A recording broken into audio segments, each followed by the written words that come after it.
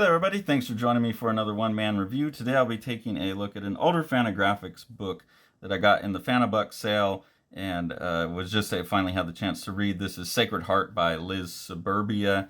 It's a really, really interesting book. It's basically got a cycling large cast of characters, even though it's focusing on two main characters.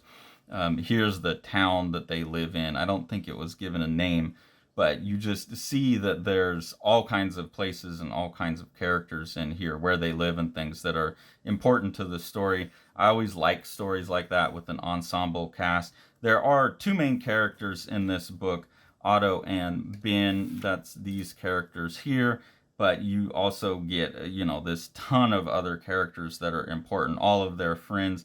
They're basically like high school. This is like a high school kid party book, relationships falling apart, things like that.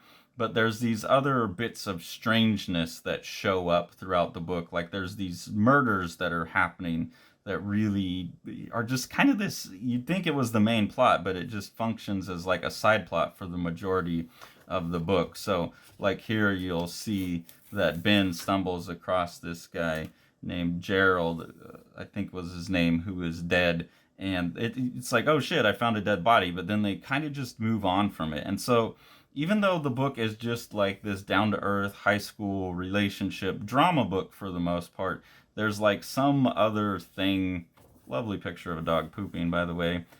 There's some other thing underneath it that is making it even more strange and unsettling.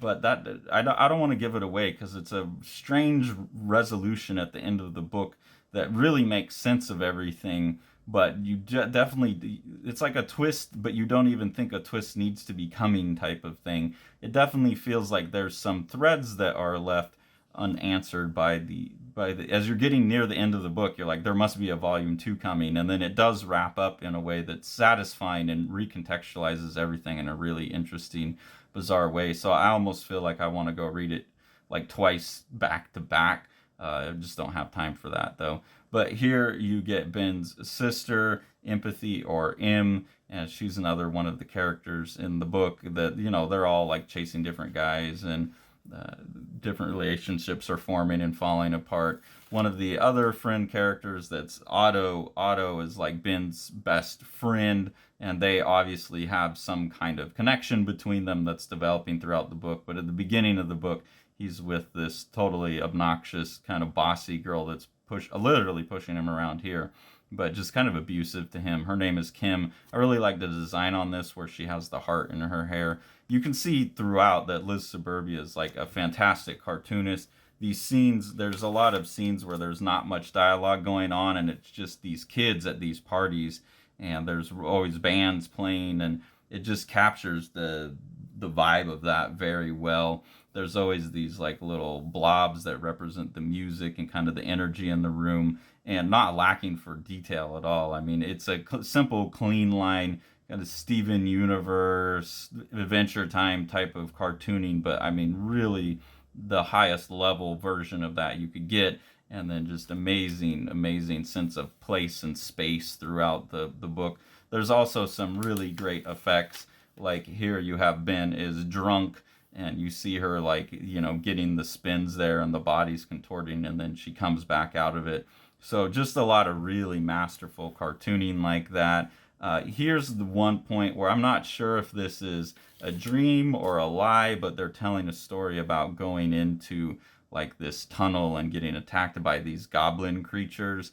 And the book will take these minor shortcuts into magical realism like that, where it gets strange. But for the most part, it's just kids living their life, almost like a summer vacation vibe. And then there's this scene here that's really, really formally interesting, where you deviate from the kid's view to, you've got the dog's eye view now. You're just watching Ben's dog follow her around. And so that's really interesting, like little side story there. And I just really love this scene where it's chasing the squirrel up the side and things like that. So, in a book of this size where it's almost 300 pages, that you can tell that Liz Suburbia is giving herself chance to have fun and play as well, try new things out. And then here's another one of these just great concert scenes where they've lost their lead singer and they got a new lead singer, and everyone's kind of making fun of her because she's like a fat girl. They're like, oh, the whale, ooh, and they're not very happy about there being a female lead singer all of a sudden. And then they just absolutely shred, and you can see everyone's faces getting blown off.